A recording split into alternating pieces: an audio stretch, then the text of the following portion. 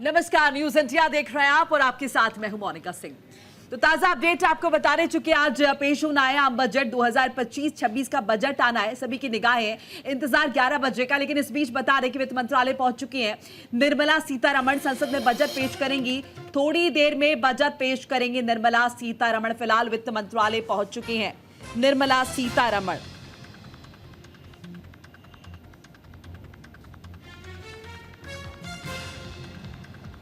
तो देखिए, तस्वीरें भी आपके साथ साझा कर रहे हैं, लगातार आपको बता रहे हैं। वित्त मंत्रालय पहुंच चुके हैं निर्मला सीतारमण और 11 बजे का इंतजार है जब बजट पेश किया जाएगा। इससे पहले राष्ट्रपति को बजट की कॉपी भी सौंपी जाएगी। 10 बजे संसद भवन पहुंचने का कार्यक्रम है और 11 बजे संसद में पेश होगा देश का आम बजट। मोदी 3.0 का संपूर्ण बजट और बजट का पिटारा जब खुलेगा तो देखना होगा आम लोगों की जो उम्मीदें बंधी हुई हैं क्या वो पूरी होती हैं, क्योंकि मिडिल क्लास को अपनी उम्मीदें हैं, इसके साथ साथ गरीब लोगों को अपनी उम्मीदें हैं। वो चाहते हैं कि बेसिक जो ज़रूरी चीज़ें हैं, रोटी कपड़ा मकान, वो उन्हें मिले। साथ साथ मिडिल क्लास की अपनी उम्मीदें हैं। इनकम टैक्स में कहीं ना कहीं राहत चाहते हैं, महंगाई से राहत चाहते हैं, टैक्स में छूट चाहते हैं मिडिल क्लास के लोग। और साथ साथ ये भी देखना होगा कि जीडीपी ग्रोथ किस तरह से होती है, क्योंकि इसके लिए कल हमने देखा आर्थिक सर्वेक्षण जब पेश किया गया है तो उम्मीद तो जाहिर की गई है और ये भी कहा गया कि इस दिशा में काम किया जा रहा है। अब देखना होगा आज जब पेश होता है बजट तो क्या कुछ सामने आता है। तो नॉर्थ ब्लॉक पहुंच चुके हैं, वित्त मंत्रालय पहुंच चुकी हैं निर्मला सीतारमण और क्रीम कलर की साड़ी का जिक्र हो रहा है। तस्वीरों के जरिए आप देख सकते हैं पहनी हुई है, क्योंकि हर बार उनकी साड़ी का जो कलर है वो भी डिफरेंट होता है और उससे भी तमाम तरह की जो अंदेशे हैं कयास हैं वो लगाए जाते हैं। ग्रे कलर का डिज़ाइन वाला बॉर्डर है और थोड़ी देर में देखिए वित्त मंत्रालय चूंकि पहुंच चुके हैं तो वो फोटोशूट भी होगा, तस्वीरें क्लिक होगी। और वित्त राज्य मंत्री ने कहा भी है कि बजट अच्छा है, धैर्य रखें, ये भी उन्होंने कहा है। तो बजट 2025-26 पर वित्त राज्य मंत्री का बड़ा बयान आया है। वित्त राज्य मंत्री पंकज चौधरी का स्टेटमेंट आया है। जो पीएम मोदी ने कहा वो बजट में दिखेगा। 12 बजे तक रुकिए, सब खबर मिल जाएगी, सब्र कीजिए, ये उनकी तरफ से कहा गया है। कहा गया है कि बजट अच्छा है, 12 बजे तक का सब्र रखिए। जो प्रधानमंत्री मोदी ने कहा वो बजट में नजर आएगा। बजट पॉजिटिव है, खुशखबरी मिलेगी, ये उनकी तरफ से कह दिया गया। तस्वीरों के जरिए आपको दिखा भी रहे। नॉर्थ ब्लॉक पहुंचे वित्त राज्य मंत्री ने कहा कि बजट अच्छा है, धैर्य रखें, मोदी 3.0 का बजट है। तो निर्मला सीतारमण के पहुंचने से पहले वित्त राज्य मंत्री पहुंच चुके हैं और जब पत्रकारों से मुखातिब हुए तो बजट को लेकर जाहिर है तमाम जो पत्रकार उत्सुक यहां पर पहुंचे हुए हैं उन्होंने पूछा कि बजट देखिए आने वाला है, लेकिन इससे पहले जानना चाहेंगे कि कैसा है बजट। तो कहा धैर्य रखिए, जो प्रधानमंत्री मोदी ने कहा बजट में दिखेगा। क्या कुछ कहा, सुनाते भी आपको। अभी 12 बजे तक सारा चीजें आप लोग के सामने आ जाएंगी। सर, बजट को लेकर आप लोगों की काफी लंबी मीटिंग्स वगैरह भी हुई है, बहुत सारी तैयारी है। क्या आम जनता के लिए क्या कुछ नया होने वाला है? क्या ध्यान रखिए, 12 बजे तक सब खबर आपको मिल जाएगी अभी। और इस बीच देखिए तमाम मेहमान भी हमारे साथ स्टूडियो में मौजूद है, उनका रुख कर लेते हैं। हमारे साथ मनीष गुप्ता जी हैं, मार्केट एंड फाइनेंस एक्सपर्ट है। बहुत बहुत स्वागत आपका करूंगी मनीष जी। डॉक्टर असीम चावला हमारे साथ हैं, अर्थशास्त्री हैं, आपका भी बहुत बहुत स्वागत है। सीए मनीष कुमार सिन्हा जी हमारे साथ हैं, मार्केट एंड फाइनेंस एक्सपर्ट हैं। प्रोफेसर विपुल सुनील जी भी हमारे साथ जुड़े हैं, जीयू में प्रोफेसर हैं, आपका भी बहुत बहुत स्वागत है। तो चलिए पहले मनीष गुप्ता जी का रुख कर लेते हैं। मनीष जी, कह दिया गया है, अभी आपने सुनी भी प्रतिक्रिया की बजट अच्छा है, सब्र कीजिए, और जो जिक्र कल प्रधानमंत्री मोदी ने किया था वो सब कुछ देखने को मिलेगा। आपका क्या रिएक्शन? देखिए, जैसा उन्होंने कहा है बजट अच्छा आएगा, तो मार्केट के हिसाब से कहूँगा कि बहारो फूल बरसाओ मेरा महबूब आया है। तो महबूब आएगा, वो कितना हसीन होगा ये बात तो अभी पता लग जाएगी। आज मार्केट में जितनी भी ट्रेडिंग होगी मुझे लगता है मार्केट उछाल मारेगा। जिस तरीके से हिंट आ रहा है, मोदी जी ने कहा है माँ लक्ष्मी जी की कृपा होगी, यानी मिडिल क्लास और गरीब वर्ग पर कृपा होगी। इसका मतलब टैक्स में बड़ी छूट मिल सकती है, और अगर बड़ी छूट टैक्स में मिली तो लोगों के पास पैसे होंगे तो मार्केट में आएंगे। जो FII भाग रहे हैं उनको जवाब मिलेगा और मार्केट तेजी से बढ़ेगा, तो फिर बाजार में रौनक होगी, अच्छा माहौल होगा और प्रॉस्पेरिटी बढ़ेगी। सीधे सीधे हिंट ये मिल रहा है। तो आप देखिए मार्केट अब चढ़ना शुरू हो जाएगा, ऐसा अंदाजा मेरा निजी तौर पर लग रहा है। बिल्कुल, जाहिर है मार्केट चढ़ना शुरू हो जाएगा क्योंकि वो पॉजिटिव रिस्पांस जो आना शुरू हो गया। डॉक्टर असीम चावला, आप किस तरह से देख रहे हैं इस रिएक्शन को? नहीं, स्टेटमेंट सारी ऑप्टिमिस्टिक हैं और इस समय एक बॉयंसी की ज़रूरत भी है जब आपके पास हेडविंड्स चारों तरफ से हैं और हमारा खुद ही Ministry of Statistics and Programme Implementation, जिसको आप मॉस्पी बोलते हैं मोनिका, उन्होंने कहा है कि इंडिया का जीडीपी का डिक्लाइन आप देख रहे हैं from the good 8%, and RBI ने भी कहा है कि इकोनॉमी की ग्रोथ 6.7 होगी, आईएमएफ का आंकड़ा है 6.5, और इसको आप ग्लोबल ग्रोथ की बैकड्रॉप से देखें जहां पर विश्व की ओवरऑल ग्रोथ 2000 से 2019 के बीच में 3.7% हुई, इंडियन अब वो आउटलुक 3.7 से 3.1 हो गई। तो इस पूरे प्रोसेस में जो एक important cheese at a macro level, आप सारी इम्पॉर्टेंट चीज़ों की आपने बात करी, वो ये है कि जो इनइक्वालिटी का जो स्टैटिस्टिक्स है मैं आपको रुकना चाहूंगी डॉक्टर असीम, important आपको है। रुकना चाहूंगी। हमारे साथ हमारे सहयोगी पीयूष शुक्ला जुड़ चुके हैं, एक बार उनका रुख कर लेते हैं। अब पीयूष कहां पर मौजूद है, तस्वीरें दिखाइए, अपडेट क्या है साझा के साथ हैं वित्त राज्य मंत्री पंकज चौधरी, और हाथ में इस वक्त उनके वो क्षण है, वो बजट की कॉपी है, वो टेबलेट है जिसमें वो बजट लेकर सीधा अब राष्ट्रपति के पास जाएंगी और उसके बाद केंद्रीय कैबिनेट की बैठक में शामिल होंगी और फिर सदन के पटल पर इसी टेबलेट के जरिए वो बजट जो है वो पेश किया जाएगा। लाल रंग के कवर में टेबलेट और इस टेबलेट में वो बजट, जिस बजट को लेकर लोगों की आशाएं बंधी हुई हैं, उन सभी की आशाओं का ये बजट है। और इस बजट को लेकर निर्मला सीतारमण अपनी पूरी टीम के साथ बाहर आई हुई। देश की वित्त मंत्री 8वीं बार इस बार ये बजट पेश करती हुई नजर आएंगी और निश्चित तौर पर ये बजट आशाओं का बजट होगा, यह आशा है उनकी। और इसी आशा के साथ इस बार का जो ये बजट लेकर निर्मला सीतारमण यहाँ पर मौजूद और पूरी टीम के साथ अब राष्ट्रपति भवन का रुख करती हुई नजर आएंगी। वित्त मंत्री निर्मला सीतारमण निकलती हुई राष्ट्रपति भवन, और राष्ट्रपति भवन के बाद केंद्रीय कैबिनेट की बैठक जो पार्लियामेंट के अंदर होगी, उस बैठक में ये बजट रखा जाएगा। और ये निकलती हुई वित्त मंत्री निर्मला सीतारमण, वित्त राज्य मंत्री पंकज चौधरी, ये तमाम नेता जो हैं वो अब सीधा राष्ट्रपति के पास जाते हुए और 8वीं बार बतौर वित्त मंत्री निर्मला सीतारमण बजट पेश करती हुई नजर आएंगी। और राष्ट्रपति भवन के लिए उनका काफिला निकल गया। राष्ट्रपति भवन पे पहुंचकर बजट पेश करेंगी राष्ट्रपति के सामने। उसके बाद उसी बजट को लेकर पहुंचेंगी केंद्रीय कैबिनेट की बैठक में। केंद्रीय कैबिनेट की बैठक पार्लियामेंट के अंदर होगी और उस बैठक में इस बजट की कॉपी को रखा जाएगा और उसके बाद पार्लियामेंट के पटल पर यह बजट आ जाएगा ठीक सुबह 11 बजे। और राष्ट्रपति भवन पहुंच गया वित्त मंत्री निर्मला सीतारमण का काफिला। बिल्कुल पीयूष, और हम देख रहे हैं अभी हमने जिस तरह से वित्त राज्य मंत्री का स्टेटमेंट भी सुना, उन्होंने कहा कि थोड़ा सब्र रखिए, पॉजिटिव है। और आपको ये भी याद होगा पीयूष कि हर बार जब बजट पेश किया जाता है तो तमाम चीजें नोटिस होती है। निर्मला सीतारमण की साड़ी का कलर तक हम नोटिस करते हैं कि इस बार इस कलर की साड़ी पहनी है और अंदेशा लगाते हैं कि इस बार बजट में क्या कुछ खास होगा। और अब जब ये स्टेटमेंट भी आया है कि देखिए सब कुछ पॉजिटिव होगा, सब्र रखिए। कल प्रधानमंत्री मोदी ने भी जिस तरह से कहा, तो उम्मीद हम कहीं ज्यादा तो नहीं पाल ले रहे हैं। वाकई में जो तमाम उम्मीदें आम आदमी लगा रहा है वो पूरी होंगी।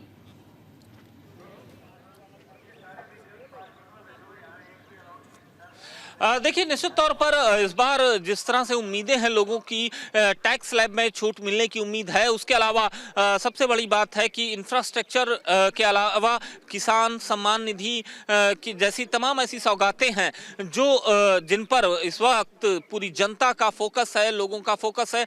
तो कहीं ना कहीं उस मद में भी इस बार के बजट में कुछ बड़ा हो सकता है, महिलाओं के लिए हो सकता है, युवाओं के लिए हो सकता है। उसके अलावा जो हमारे सैन्य खर्चे हैं उन पर भी इस बार बजट में बहुत कुछ रहेगा।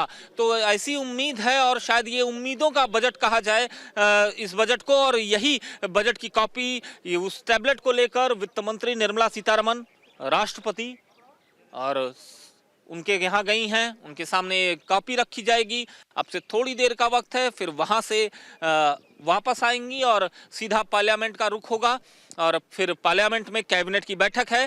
कैबिनेट की बैठक में इस बजट को रखा जाता है जो परंपरा है, उसके बाद फिर इसे सदन के पटल पे रखा जाएगा। बजट पर चर्चा लगातार हमारी जारी है। इस बीच बता दें कि संसद भवन के बाहर तक बजट की कॉपी जो है वो पहुंच चुकी है और 11 बजे का इंतजार होगा। उससे पहले देखिए बैठक होनी है कैबिनेट मंत्रियों के साथ और 11 बजे संसद के पटल पर रख दिया जाएगा बजट और उसके बाद डिस्क्लोज हो जाएगा, जिसका इंतजार है। अभी फिलहाल जो हम देख रहे हैं, जो बजट बंद है, जो वित्त मंत्री निर्मला सीतारमण के हाथ में है, आखिर उस पिटारे में है क्या, इस बाबत पता चल जाएगा, ये डिस्क्लोज हो जाएगा, सामने आ जाएगा। फिलहाल तमाम तरह के कयास लग रहे हैं, अटकलें लग रही है, लेकिन ये लगातार कहा जा रहा है कि देखिए पॉजिटिव है, थोड़ा धैर्य रखिए, थोड़ा पेशेंस रखिए। प्रधानमंत्री मोदी ने भी कहा कि पॉजिटिव है बजट और आम लोगों के हित में है। देश की इकॉनमी में किस तरह से बढ़ोतरी हो, इस बाबत भी ख्याल रखा गया है और आम लोगों के लिए कहीं ना कहीं खुशखबरी है। टैक्स में किस तरह से छूट मिलेगी ये भी देखना होगा। तस्वीरें भी लगातार आपके साथ साझा कर रहे हैं। वित्त मंत्री निर्मला सीतारमण निकल चुकी हैं और बस अब उनका काफिला आगे की तरफ बढ़ रहा है। इंतजार 11 बजे का है जब ये बजट जो है वो सामने आ जाएगा। संसद भवन तक बजट की कॉपी जो है वो पहुंच चुकी है। तमाम मेहमान हमारे साथ लगातार बने हुए। डॉक्टर असीम चावला की प्रतिक्रिया अधूरी रह गई थी, पहले वो अपना रिएक्शन पूरा कर लें फिर आगे बढ़ते हैं। Thank you Monica. जो एक लार्जर मैक्रो इकोनॉमिक इशू जो इंडिया को प्लेग कर रहा है वो ये है कि the divide between wealthy and under privileged. आपको जान के ये आश्चर्य होगा कि हमारी 10% पॉपुलेशन जो है वो नेशनल वेल्थ का 77% होल्ड करती है। और अगर आप ऑक्सफैम की रिपोर्ट देखें या आप वर्ल्ड इनइक्वालिटी रिपोर्ट देखें या यूएन के आंकड़े देखें तो इंडिया में अगर आप टोटल इनकम देखें कि पूरा इंडिया कितना कमाता है और उसमें कौन कितना होल्ड करता है तो 10% इंडिया का जो तबका है वो 58% इनकम को अर्न करता है।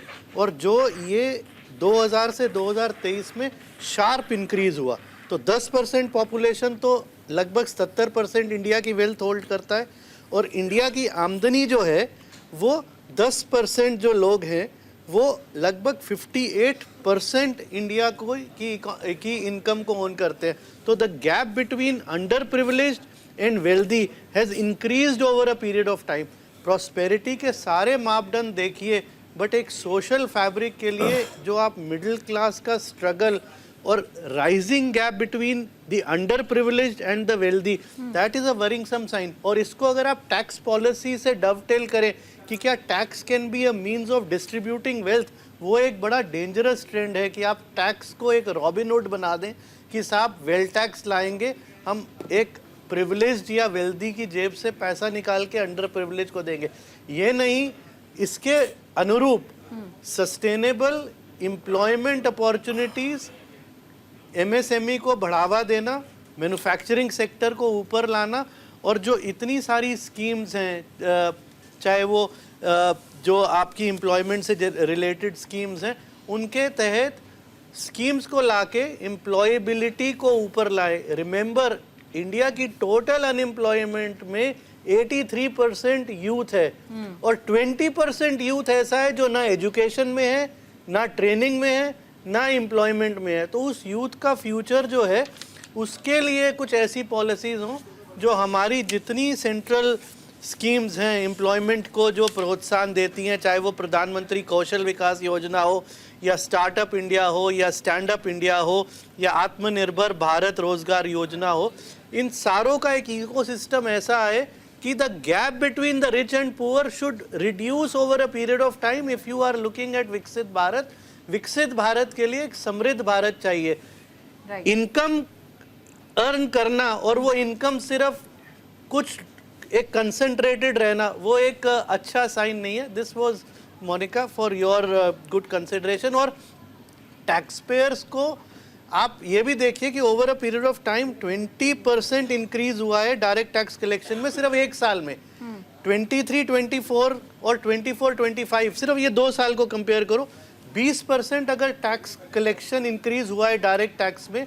Now is the time to perhaps या तो आप स्लैब्स को टिंकर कीजिए, डायरेक्ट टैक्स कोड आपकी बैकग्राउंड में आया है, आप अगर उसको आप लाने के लिए प्रतिबद्ध हैं तो इस बार आप स्लैब्स को कैसे टिंकर करते हैं, डिस्क्रेशनरी स्पेंडिंग को बढ़ावा दीजिए। बट 3 चीजें हैं जो मैंने शुरू में कहा था, middle class, employment and manufacturing, MEM. This budget should focus on these 3 larger things in the backdrop of whatever challenges you have.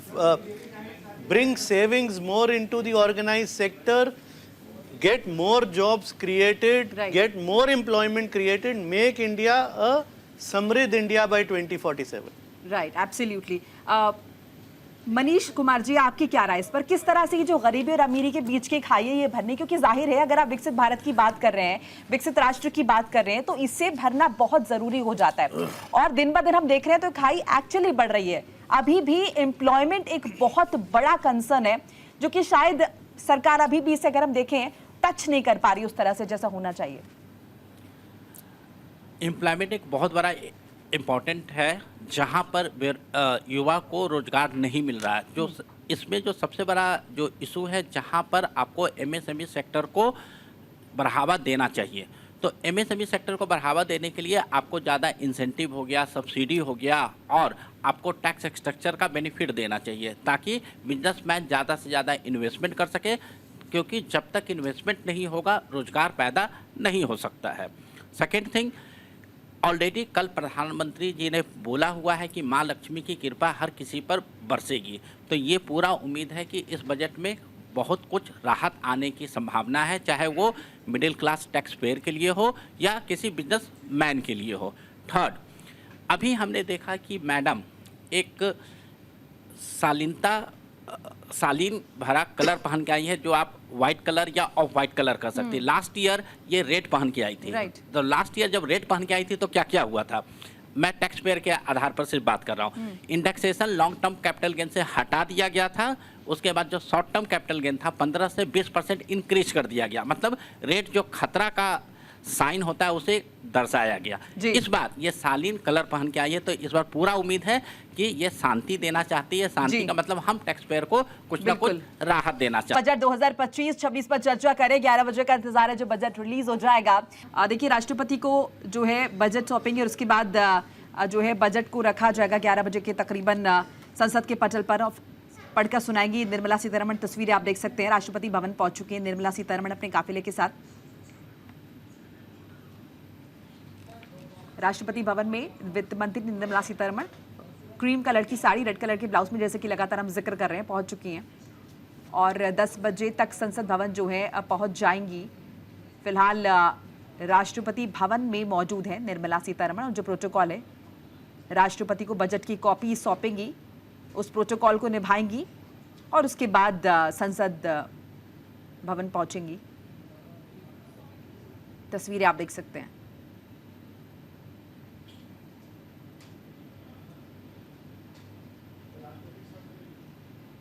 तो वो जो गहमा गहमी होती है बजट वाले दिन वो शुरू हो चुकी है।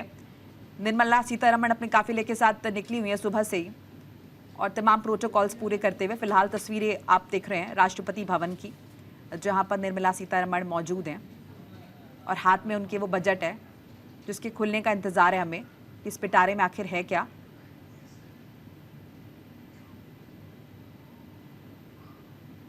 और ये बाहर की तरफ आते हुए सेम कलर कॉम्बिनेशन में आप राष्ट्रपति द्रौपदी मुर्मू को भी देख सकते हैं।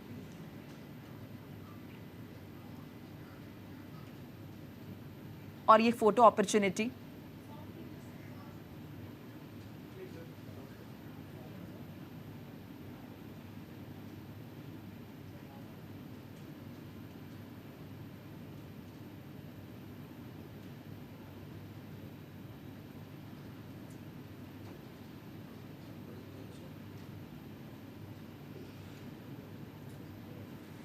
तो वो जो बजट की कॉपी सौंपने की प्रक्रिया है वो आप देख सकते हैं। निर्मला सीतारमण मौजूद हैं, राष्ट्रपति द्रौपदी मुर्मू के समक्ष मौजूद हैं और फिलहाल बातचीत करते हुए। देखिए, काफी अहम तस्वीरें हैं ये, क्योंकि अभी फिलहाल जो चर्चा है वो सिर्फ और सिर्फ बजट को लेकर है। वो बजट जो कि आम जनता का है और सरकार द्वारा बताया जाएगा कि क्या क्या नीतियां हैं, क्या क्या लोगों के लिए वादे सरकार द्वारा किए जाएंगे, कैसे खर्च करेगी सरकार पूरे साल?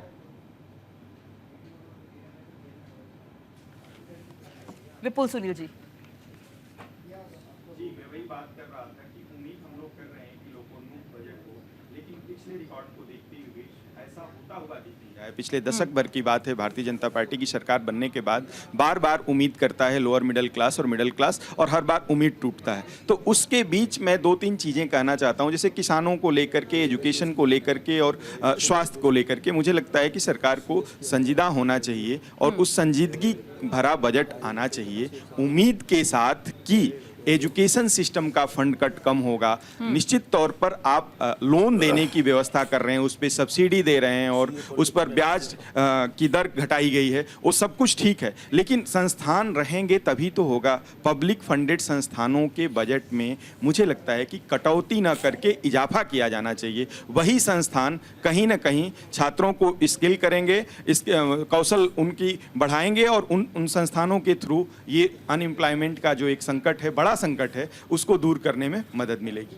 निश्चित तौर पर हमारे साथ सीए पीयूष जैन जी भी जुड़े, इनकी प्रतिक्रिया भी ले लेते हैं। पीयूष जी, देखिए बहुत सारे अलग अलग क्षेत्र हैं जहां पर दरकार है बजट की और उम्मीद हम कर रहे हैं। एजुकेशन सेक्टर के बारे में जाहिर तौर पर बातचीत हुई है। मैन्युफैक्चरिंग सेक्टर भी एक बहुत बड़ा क्षेत्र है जिस पर ध्यान होना चाहिए सरकार को, और ये जिस तरह से चीन का प्रभाव हम लगातार देख रहे हैं हर चीज में मेड इन चाइना, वो धीरे धीरे कम होना चाहिए। देखिए, ऐसा है कि इस टाइम पे जब निर्मला सीतारमन जी बजट देने आएंगी तो उनके पास एक एम्बिशन है कि हमें 5 ट्रिलियन इकोनॉमी तक पहुंचना है। जब हम 5 ट्रिलियन इकोनॉमी की बात करते हैं तो जब आप उसके लिए बजट प्रेजेंट करेंगे तो आपके पास एक बैलेंस बना के चलने की ज़रूरत है कि आप जो फिस्कल डिसिप्लिन है अपना, उसको आप छोड़ेंगे नहीं और टैक्स के रिफॉर्म्स को यूज़ करके आप ग्रोथ के लिए इकोनॉमी को पुश करेंगे। इसके अंदर अगर हम देखेंगे इस साल जो इनके लिए एक और परेशानी है, वो ये परेशानी है कि हमारी जो जीडीपी की ग्रोथ है वो पिछले साल से इस साल वो निचले दरों पे उम्मीद कर रहा है। जो सर्वे है आरबीआई का इकोनॉमिक सर्वे के हिसाब से हम 6.4% के आसपास की जीडीपी की ग्रोथ एक्सपेक्ट कर रहे हैं, जो कि पिछली बार जो पिछले साल की बात करते हैं तो उसमें 8% के आसपास थी, तो उससे हम नीचे हैं। इसके लिए आज जब हम फाइनेंस मिनिस्टर खड़ी होंगी तो वो ये सोचेंगी और ये ज़रूर मैं उम्मीद करता हूँ कि हम इस तरह के इंसेंटिव्स मैन्युफैक्चरिंग सेक्टर के लिए लाएंगे जो कि प्रोडक्शन लिंक इंसेंटिव्स हो सकते हैं, जो टैक्स में कंसेशन एक्सपेक्ट कर सकते हैं कि टैक्स में हम अक्रॉस द बोर्ड हम 15% का टैक्स रेट सर इन कंपनियों के लिए प्रमोट करें, जिससे ऐसा हो कि वो टैक्स की छूट से इंसेंटिवाइज हो फर्दर इन्वेस्टमेंट करने के लिए। जो एक और परेशानी हमारा देश जिससे जूझ रहा है वो है हायर रेट ऑफ अनएम्प्लॉयमेंट। आज जब अनएम्प्लॉयमेंट को देखते हैं तो आप ये चाहते हैं कि आप एंटरप्रेन्योरशिप को प्रमोट करें ताकि वो आपके जो एम्प्लॉयमेंट की टारगेट्स हैं उसको हेल्प करे कि वो एम्प्लॉयमेंट के टारगेट्स फास्टर अचीव हों। तो बेसिकली आज जो एक्सपेक्ट कर रहा है देश वो ये एक्सपेक्ट कर रहा है कि आप इस तरह का बजट पेश करें कि आपके टैक्स में आप छूट दें ताकि इंसेंटिवाइज हो आदमी प्रोडक्शन करने के लिए, प्रोडक्शन लिंक इंसेंटिव दें। जो बात आपने चाइना की कही, ये जो चाइना है वो आज भी प्रोडक्शन के लिए इंसेंटिव दे रहा है, इसीलिए वो आज पूरे विश्व के लिए वो एक प्रोडक्शन का वो कंट्री बना हुआ है जो पूरे देश का, पूरे वर्ल्ड का एक प्रोड्यूसर बना हुआ है। तो इंडिया चाहेगा कि अपने आप को उसके लिए आगे बढ़ाए और हम उम्मीद करेंगे फाइनेंस मिनिस्टर से कि वो उस इंसेंटिव्स को प्रमोट करके अपने देश के जितने भी लोग हैं वो एंटरप्रेन्योरशिप के जरिए इस प्रोडक्शन की और उसमें आगे बढ़े। बिल्कुल, हमारे साथ हमारे सहयोगी अंकित मिश्रा भी जुड़े हुए। अंकित का रुख कर लेते हैं। अंकित, कहां पर आपकी मौजूदगी है और बजट को लेकर क्या कुछ उम्मीदें? देखिए, साफ तौर पर मोनिका, क्योंकि जिस तरीके से मैं इस वक्त सीआईए के दफ्तर यानी जहां पर पूरा ये जमावड़ा आज रहने वाला तमाम एक्सपर्ट्स का वहीं पर मौजूद है, और ख़ास बात ये भी है क्योंकि बजट में जैसे कि एक्सपर्ट भी लगातार बता रहे हैं, लेकिन सबसे ज़्यादा जो नज़र है वो सैलरीड क्लास लोगों को रहती है। और इस बार जब प्रधानमंत्री नरेंद्र मोदी ने कल कहा भी तो वो इस तबके को लेकर के उम्मीद जगा दी है। अगर मैं बात करूं सैलरी क्लास के लिए तो लोग ज़्यादातर ये मानकर चलते हैं कि 80C में थोड़ा सा बदलाव देखने को मिल जाए या फिर उनकी जो टैक्स स्लैब है उसमें थोड़ा सा नया कुछ ऐड ऑन हो जाए। जैसे कि अभी जो 15 लाख से ज़्यादा के इनकम है सालाना, वो 30% के टैक्स दायरे में आती है। तो कोशिश शायद हो सकता है कि नई उम्मीद में वो 25% के दायरे में लाकर खड़ा किया जाए।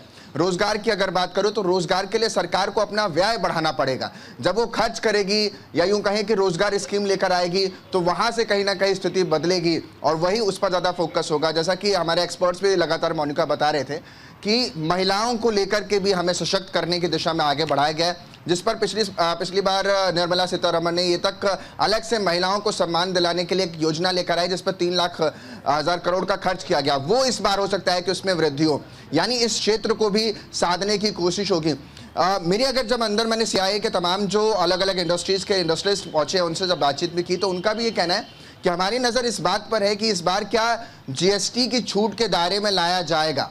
पहला तो ये, दूसरा हम ये भी उम्मीद करते हैं कि जो सरकार का इंटरेस्ट यानी जो ब्याज लिया जाता है, जो ब्याज दरें हैं, जो ब्याज पे पैसे उठाए जाते हैं, उसमें अगर छूट मिलती है तो कहीं ना कहीं उसका फ़ायदा हमें साफ तौर पर मिलेगा। और जब सरकार इंफ्रास्ट्रक्चर पर यानी एक तरीके से कहें मूलभूत ढांचे पर खर्च करती है तो उसका पैसा जो है वो आम लोगों की जेब में जाता है। तो यानी सरकार को अपना खर्च बढ़ाना होगा, तभी जो धीमी गति की GDP की रफ्तार है वो हम उठा सकते हैं। और यही उनका भी मानना था। मैं ये भी मानकर चलता हूं कि अगर पेट्रोल डीजल को, वैसा तो ऐसा होता नहीं है क्योंकि GST काउंसिल की मीटिंग होगी तो उसमें निर्णय होगा, लेकिन अगर कहीं इसको टैक्स के दायरे में लाया जाए, GST के दायरे में लाया जाता है तो साफ तौर पर इंडस्ट्री को बूस्ट मिलेगा। क्योंकि इंडस्ट्री यहीं से सबसे ज़्यादा जो ट्रांसपोर्टेशन का कॉस्ट है वो बहुत ज़्यादा होता है, उसको कम करने की दिशा में काम कहीं ना कहीं मैं मानकर चलता हूं कि होता है। और तमाम जो कमोडिटीज़ हैं उस पर कहीं ना कहीं इसका साफ तौर पर असर पड़ेगा। तो यानी अगर GST के दायरे में आता है तो वो एक फ़ायदेमंद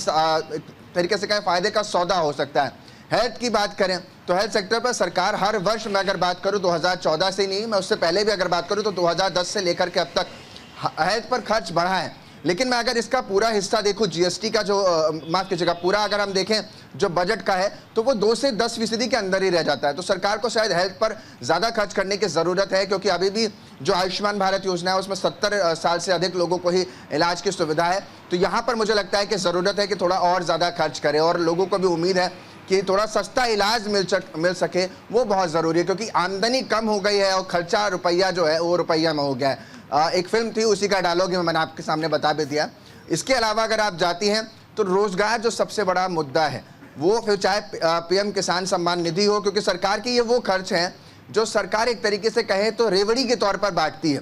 फिर वो चाहे मनरेगा में 100 दिन की गारंटी योजना हो, उसमें काम के बदले पैसा देना हो, या फिर ये कह लीजिए कि PM किसान सम्मान निधि के जरिए 6,000 की किस्त पहुंचानी हो। उम्मीद लगाई जा रही है, लंबे समय से मैं 2 महीने से सुनता आ रहा हूँ कि हो सकता है कि जो 6,000 की राशि है वो कन्वर्ट 10 या 12,000 तक में चली जाए। तो कहीं ना कहीं ये एक अच्छा सौदा हो सकता है आम नागरिकों के लिए, या कह लूं कि किसान के लिए, जो किसान को सुदृढ़ करने की दिशा में एक बड़ा कदम हो सकता है। एक्साइज ड्यूटी अगर कम होती है या फिर कहा जा रहा है कि इंपोर्ट पर कमी आ सकती है। जैसे कि आप आजकल अमूमन हर व्यक्ति के पास सेलफोन है, सबसे सिंपल सा उदाहरण है, अगर इंपोर्ट ड्यूटी घटाई जाती है तो स्मार्टफोन का जो बाजार है वो बूस्ट करेगा। मेक इन इंडिया का जिक्र आप कर रही थी और हमारे एक्सपर्ट्स भी कर रहे थे। तो अगर मेक इन इंडिया को बढ़ाना है तो मुझे लगता है कि सरकार को खास तौर पर इस पर इंपोर्ट ड्यूटी को घटाना बहुत ज़रूरी है, तभी इसका जो हिस्सा है वो बढ़ सकेगा। लोन की स्थिति को जो है वो अगर थोड़ा सा बढ़ाते हुए किसान की बात करूँ तो अभी 3 लाख रुपए ही वो ब्याज पर लोन ले सकता है। अगर सरकार उसको 5 लाख करती है तो 2 लाख की जो वृद्धि है किसान के खाते में सीधे तौर पर जाएगी। किसान को सीधा फायदा होगा। जो कहा जाता है कि हमने कोशिश की है कि किसान की आमदनी को दुगना कर दें, उस दिशा में काम होता हुआ नजर आएगा। और सिर्फ इतना ही नहीं है, हेल्थ हो, इंफ्रास्ट्रक्चर हो या फिर बिजनेस माइंड सेटअप के साथ सोचें तो एक बिजनेसमैन ये सोचकर चलता है कि वो जहाँ पर अपना बिजनेस लगाए वो ज़मीन जो है उसको जो या लीज पर ले रहा है या वो ख़रीद रहा है, दोनों की दिशा में उसका जो पैसा है यानी जो उसकी अमाउंट उसको पे करनी है वो कम हो जाए या उस पर सब्सिडी मिल जाए। और अगर ये दोनों नहीं होती है तो लोन में जो इंटरेस्ट भर रहा है उस पर रियायत मिल जाए, क्योंकि जब वो उस जगह पर इंडस्ट्री सेटअप करेगा तो अगर उसको देना कम पड़ेगा तो कहीं ना कहीं वो जब रोज़गार में लोग आएंगे तो वो उस पर भी असर दिखेगा। यानी जो लोग वहाँ काम करेंगे उनको वो सैलरी ज़्यादा बांट सकेगा। जो वहाँ पर गुड्स बन रहे हैं, जो वहाँ पर प्रोडक्शन तैयार हो रहा है, वो जब जनता के हिस्से तक जाएगा तो उसकी कॉस्ट में कमी आ जाएगी। तो ये एक बड़ा मुद्दा है। अगर इस पर भी सरकार ध्यान देती है तो कहीं ना कहीं पूरी तरीके से अगर कहूँ तो जनता की जेब में सीधे तौर पर पैसा जाता है। 2017 के बाद 16 के बाद से अगर मैं मानकर चलूं तो सरकार ने जो रेल बजट है वो सम्मिलित कर दिया, क्योंकि पहले हमेशा से भारत में रेल बजट अलग से आता था और यूनियन बजट, जिसको आम बजट कहते हैं, वो एक में आने लगा। तो रेल बजट पर तो मैंने पिछली बार भी देखा था कि रेल बजट पर अच्छा खासा सरकार ने खर्च किया था। रक्षा क्षेत्र में बहुत अच्छा एक तरीके से कहें जो इन्वेस्टमेंट है वो की गई थी, जिसकी वजह से इस बार न केवल भारत जो इस स्थिति में आकर खड़ा हुआ है कि वो केवल अपना आयात ही नहीं बढ़ा रहा है बल्कि निर्यात की दिशा में भी अब नजर आता है। तो यानी इस स्थिति तक पहुंचाने के लिए रक्षा क्षेत्र में खर्च जो था सरकार का वो बहुत अच्छा था। कल मैं आर्थिक सर्वेक्षण पढ़ रहा था जिसमें सरकार ने अपने जीडीपी को लेकर के और 2025-26 को लेकर के भी एक अनुमान जताया, तक कि 26-27 को लेकर भी अनुमान जताया है। IMF का मैं जिक्र करता हूं, तो यानी जो ग्लोबल एजेंसियां हैं वो लगातार भारत की वृद्धि को बाकी देशों के मुकाबले, अब चीन का जिक्र कर रहे थे, उनके मुकाबले बेहतर स्थिति में पाती हैं। और इसकी वजह बड़ी क्लियर और बड़ी साफ इसलिए भी है क्योंकि ग्लोबली इस वक्त जो हम देख पा रहे हैं इन्फ्लेशन बहुत ज्यादा। आज ही एक बयान, कल ही माफ कीजिएगा, एक बयान डोनाल्ड ट्रंप का आया था कि ब्रिक्स देश अगर ऐसा कुछ करते हैं कि वो जो करेंसी को लेकर के बात है कि डॉलर की करेंसी की जगह अपनी कोई करेंसी लेकर आते हैं तो कहीं ना कहीं अमेरिका 100% टैक्स लेगा। फिर ये एक तरीके से कहे धमकी के तौर पर डोनाल्ड ट्रंप की रही, जिसमें भारत भी शामिल है इन ब्रिक्स देशों में, क्योंकि ब्राजील, इंडिया, चाइना, ये सब तमाम देश। अंकित में रोकूंगे आपको, रॉबर्ट वाड्रा कुछ कह रहे हैं, उनका रिएक्शन पहले सुन लेते हैं। और जैसे आप देखेंगे अभी कुंभ मेला चल रहा है तो उसमें जैसे रेलवे जो सुविधा मिलनी चाहिए वो नहीं है, हर चीज़ महंगा हो गया है। आप कह रहे हैं कि जो अपनी प्रार्थना करना चाह रहा है, कुंभ जाना चाह रहा है, वैसे ही महंगाई इतनी है और अब उन्होंने यहाँ रेट भी बढ़ गए हैं, चाहे जो भी साधन उनको मिले वहाँ पहुँचने के लिए। अब आप देखेंगे रेल की सवारी हो या हवाई जहाज़ की सवारी हो, और वहाँ भी जो सुविधाएं हैं वो ठीक नहीं है। पर मैं अभी कहूँगा कि ज़्यादातर लोगों में परेशानियाँ ज़्यादा है, बेरोज़गारी है, और जो यूनियन बजट है वो लोगों के हित में होना चाहिए कि सीतारमण जी बाहर निकलें, लोगों के बीच में रहें, उनकी जो समस्याएं हैं उसको समझें, उसके मुताबिक हर पार्टी को उनको साथ जोड़ना चाहिए, अब पार्टी लाइन्स लेना चाहिए। मुझे लगता है कि ये नहीं है कि ये बीजेपी हो या कांग्रेस हो या कोई भी पार्टी हो, सबको एकजुट होना चाहिए। और चलिए अंकित, शुक्रिया, आपका नजरा बना रखिए, फिर आपके पास लौटेंगे। इस बीच आम लोग क्या चाहते हैं बजट से, उनके एक्सपेक्टेशंस क्या है, उनकी उम्मीदें क्या है, जरा इस बाबत भी जान लेते हैं, कुछ रिएक्शन सुनते हैं। उम्मीद है कि टैक्स पेयर पे थोड़ा बोझ कम होना चाहिए। इनकम टैक्स में हमें लगता है कि ज्यादा छूट देने की आवश्यकता है, और महंगाई बढ़ रही है, आपको पता है, और यही है उम्मीद तो अभी ऑनरेबल फाइनेंस मिनिस्टर से। आम जनता के लिए देखिए महंगाई तो बढ़ रही है, उसमें तो कोई दो राय है नहीं। जो चीजों के दाम है, बेसिक यूटिलिटीज है, तेल है, आटा, दाल, चावल, इसके प्राइस बहुत ज्यादा बढ़े हैं अभी पिछले, उसमें थोड़ा सा जरूरत है उनको उसको कंट्रोल करने की। उम्मीद करते हैं जी कि मिडिल क्लास के बारे में कुछ सोचेंगे और मुफ्त की रेवड़ियां बांटनी बंद करेंगे। अगर कुछ फ्री बीज देते हैं तो हम मोदी जी के राज में हमेशा बजट जो वंचित समाज के लोग हैं, मध्यम वर्ग के लोग हैं, कमजोर वर्ग के लोग हैं, दलित हैं, इन लोग के पक्ष में मोदी जी काम करते हैं और हमेशा जो है उसी हिसाब से चलते हैं।